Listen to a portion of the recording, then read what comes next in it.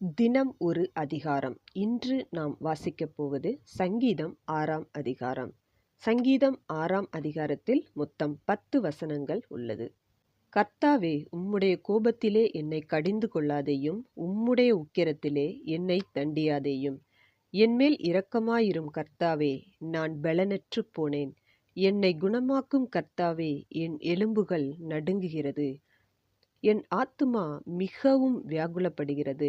கர்த்தாவே, எதுவரைக்கும் இரங்காதிருப்பீர்?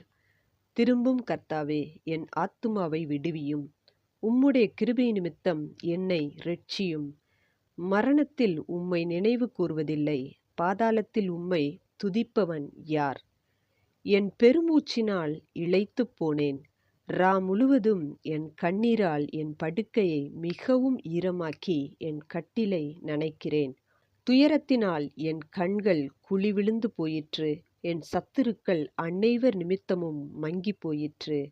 அக்கிரமக்காரரே, நீங்கள் எல்லாரும் என்னை விட்டு அகன்று போங்கள். கர்த்தர் என் அழுகையின் சத்தத்தை கேட்டார். கர்த்தர் என் விண்ணப்பத்தை கேட்டார். கர்த்தர் என் ஜெபத்தை ஏற்றுக்கொள்ளுவார். என் பகைஞர் எல்லாரும் வெட்கி மிகவும் கலங்கி போவார்கள்.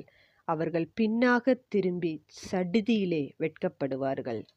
இன்றைய நாளுக்கான கேள்வி: யார் வெட்கி கலங்கி போவார்கள்?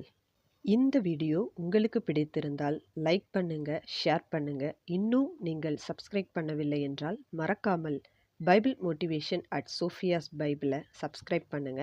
சைடில் இருக்கிற பெல் ஐக்கானை மறக்காமல் கிளிக் பண்ணுங்க. மீண்டும் நாளை சந்திப்போம். நன்றி.